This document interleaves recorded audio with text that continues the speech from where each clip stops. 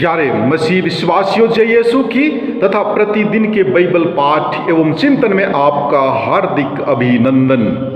आज का पहला पाठ कलोसियों के नाम संत पौलुस का पत्र अध्याय 3 पद संख्याएं 12 से 17 तक से लिया गया है। वचन कहता है, आप लोग ईश्वर की पवित्र एवं परम प्रिय चुनी हुई प्रजा हैं, इसलिए आप लोगों को अनुकंपा, सहानुभूति, विनम्रता, कोमलता और सहनशीलता धारण करनी चाहिए।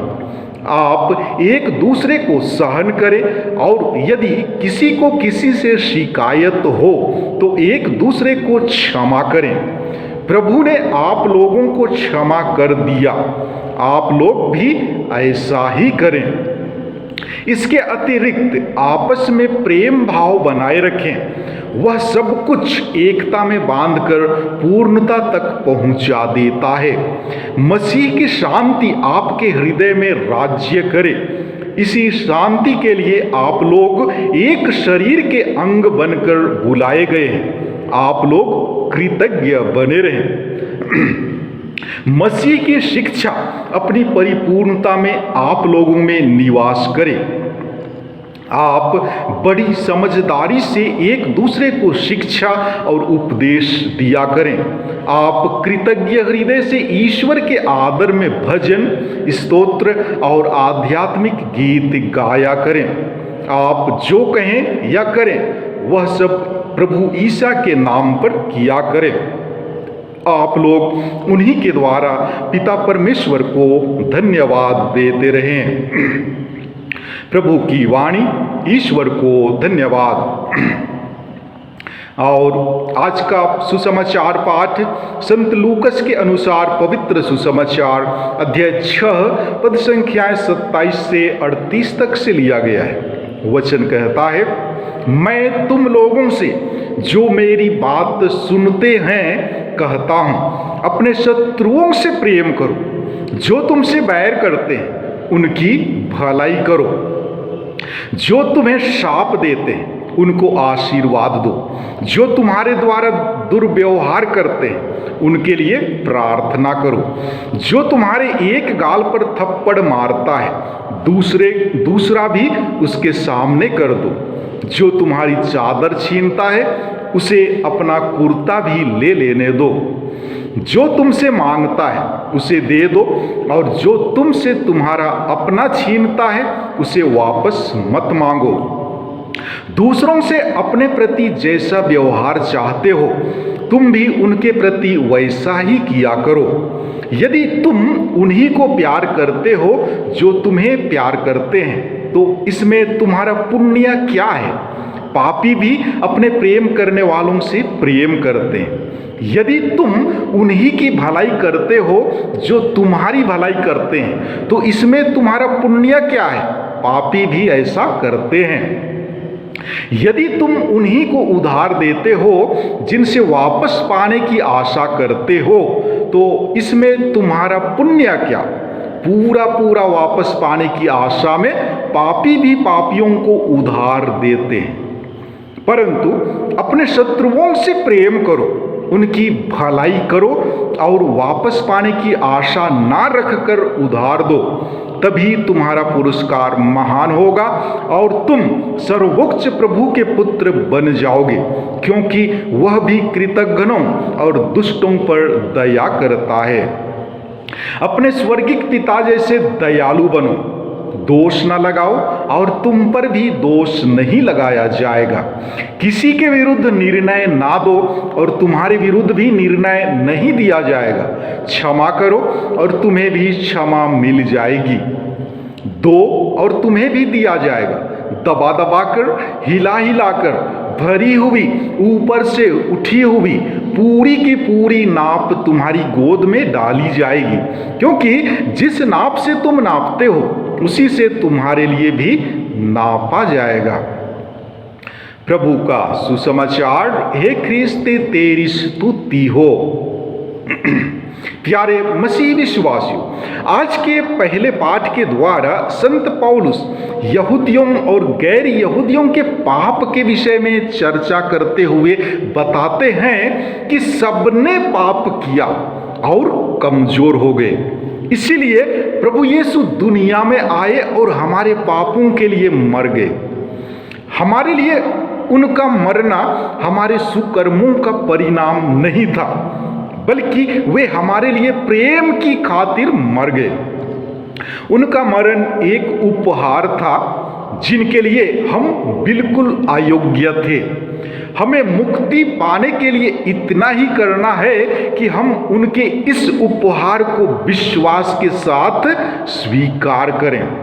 रोमियों के नाम संत पौलुस के पत्र के अनुसार केवल विश्वास द्वारा ही मुक्ति संभव है। कैथोलिक कलीसिया के विश्वास के अनुसार हम विश्वास और पवित्र आत्मा द्वारा यीशु में नई सृष्टि बन जाते हैं। हमारे पाप न केवल ढक दिए जाते हैं, बल्कि जड़ और डालियों सहित उखाड़ दिए जाते हैं। हमारा विश्वास प्रभु के लिए रिश्वत के रूप में नहीं, किंतु एक सबूत के रूप में है कि हमने ईश्वर के प्रेम को अपने में समेट लिया है। अतः हम प्रभु से प्रार्थना करें कि हमारा विश्वास प्रभु पर दृढ़ बना रहे। और आज के सुसमाचार पाठ द्वारा प्रभु यीशु अपने शिष्यों को अपने शत्रुओं को प्रेम करने की शिक्षा देते हैं। अपने शत्रुओं के प्रति प्यार, जी हाँ, यह हमारे ईसा मसीह की बड़ी आज्ञा है और साथ ही साथ एक चुनौती भी है। शत्रुओं को अपने समान प्यार करना एक घमासान लड़ाई की ललकार है। सांसारिक प्यार इसके विपरीत है। वह प्यार स्वार्थपरता के प्यार के दलदल में फंसा हुआ है। अपने स्वभाव के अनुसार हर इंसान स्वार्थीपन से ग्रसित है। बदले की भावना से दांत किटकिटाने और गुर्राने लगता है। वह प्रतिशोधी, प्रतिकारी और भ्रष्टाचारी बनने में भी नहीं हिचकिचाता है, लेकिन ईसा मसीह के शिष्य होने के नाते उन्हें दयालु होना है, दया दिखाना है। उनका हृदय अनुकंपा से ओतप्रोत हो। संसार की घृणा और अभिशाप ईश्वर के अटूट प्रेम के वशीभूत होकर शत्रुओं तक पहुंचे। साथ ही साथ प्रभु यीशु में विश्वास करने वालों को अन्याय से दूर रहकर न्याय के अनुसार काम करना है। जी हाँ, प्रभु यीशु मसीह असल न्याय करता है। हर विश्वासी इंसान को उनका अनुकरण करना अति आवश्यक है। उनके न्याय में ही दया, क्षमा और प्यार है। उन्हीं उपयुक्त गुणों का अनुकरण और अनुसरण करते हुए हम ईसा मसीह के मनोभावों के निकट आ सकते हैं। शत्रुओं से प्रेम, सचमुच ये बहुत ही कठिन शिक्षा है।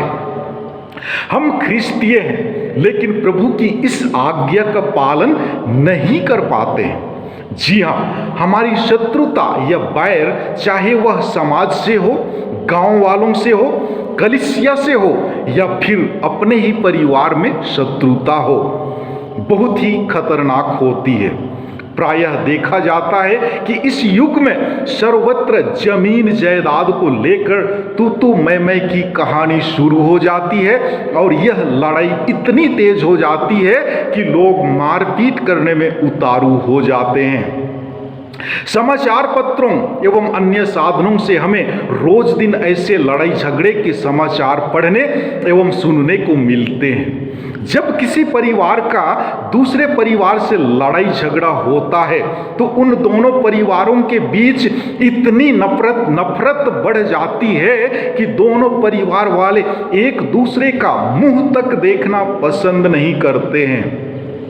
उनके घर के आंगन में कदम रखना तो दूर, उन्हें देखते ही चेहरा उल्टा हो जाता है। ऐसी घटना प्रायः प्रत्येक गांव में देखने को मिलता है। प्यारे भाइयों एवं बहनों, हम इंसान हैं, भगवान नहीं। जब तक दुनिया का अस्तित्व है, लड़ाई झगड़ा, ईर्ष्या एवं द्वेष की भावना बनी रहेगी। लेकिन हम ख्रिस्तियों को जो पिता, पुत्र और पवित्र आत्मा के नाम पर बपतिस्मा ग्रहण किया है, प्रभु की शिक्षा का पालन करना हमारा परम कर्तव्य है। मानव होने के कारण लड़ाई झगड़ा होता है, लेकिन यदि हम उस लड़ाई झगड़े को जितना जल्दी भूल जाएं, हम ख्रिस्तियों के लिए बेहतर है। लेकिन कुछ लोग ऐसे हैं जो जीवन भर दुश्मनी बनाकर रखते हैं। सामने वाले से इतनी नफरत हो जाती है कि हमेशा उनके लिए बददुआ देते हैं। शैतान, जो कि शैतान का काम है। न सिर्फ गांव में बल्कि परिवारों की भी यही स्थिति है। पति पत्नी के बीच, बाप बेटे के बीच, भाई भाई के बीच, बहनों के बीच हमेशा तू मैं होता है और वे कई दिनों तक एक दूसरे से बातें नहीं करते हैं, जिसके परिणाम स्वरूप परिवार टूट जाता है। ये सिर्फ अन्य जात धर्म के लोगों के बीच की कहानी नहीं है, बल्कि हमारे ख्रिस्तीय परिवार की भी कहानी है। जब कोई ख्रिस्तीय परिवार को पल्ली के पुरोहितों से या फिर पल्ली समिति से किसी कारणवश नफरत की भावना आ जाती है तो उनका वाक्य रहता है, हम लोग कलीसिया छोड़ देंगे, दूसरे कलीसिया में चले जाएंगे या फिर और कुछ। प्यारे भाइयों एवं बहनों, ये आपका विश्वास है। ईश्वर ने आपको स्वतंत्रता प्रदान की है और साथ ही साथ हमारे देश के संविधान में भी आपको अपने स्वेच्छा से कोई भी धर्म के अनुयायी बन सकते हैं, ये बताया गया है। आपको कोई भी जबरन ख्रिस्तीय बने रहने के लिए मजबूर नहीं करेंगे। आप अपनी आध्यात्मिकता को सोचिए, ये सब क्यों होता है? क्योंकि हम ख्रिस्तीय अपने शत्रुओं को क्षमा नहीं कर सकते। हम इसलिए ख्रिस्तीय बने रहना चाहते हैं क्योंकि हमें संस्कारों की जरूरत होती है। लेकिन याद रखें, कलीसिया द्वारा निर्धारित सभी संस्कारों को ग्रहण करने या दिन रात प्रभु प्रभु कहना ही काफी नहीं है। आपको चाहिए कि आप प्रभु यीशु की शिक्षा के अनुरूप जीवन यापन करें, तभी स्वर्ग में आप प्रवेश कर पाएंगे। जी हाँ, यदि आप स्वर्ग राज्य के दूतों एवं संतों की संगति में रहना चाहते हैं तो सुसमाचार की शिक्षा के अनुसार अपने आचरण को बदलें। और यह भी याद रखें कि दुनिया का कोई भी धर्म ऐसा नहीं है जो शत्रुओं से शत्रुता बनाए रखने की सलाह देता हो। सभी धर्मों का सार है प्रेम। इसलिए ऐसे लोगों से मेरा अनुरोध है जो कलीसिया छोड़ने की धमकी देते हैं। अगर आपकी सोच ऐसी है तो आपके लिए अच्छा होगा कि धर्म का नाम ही भूल जाएं और एक नास्तिक के समान जीवन बिताएं। विदा लेने से पूर्व मैं सभी ख्रिस्त विश्वासियों से अनुरोध करता हूं कि यदि आपका किसी से बैर या शत्रुता है तो उसके लिए प्रार्थना कीजिए। अब्बा पिता ईश्वर से उसे क्षमा करने की शक्ति मांगिए, क्योंकि ईश्वर के सहयोग एवं कृपा के बिना क्षमा प्रदान करना असंभव है। अतः ईश्वर से अपने शत्रुओं एवं अपने लिए प्रार्थना करें। आमीन।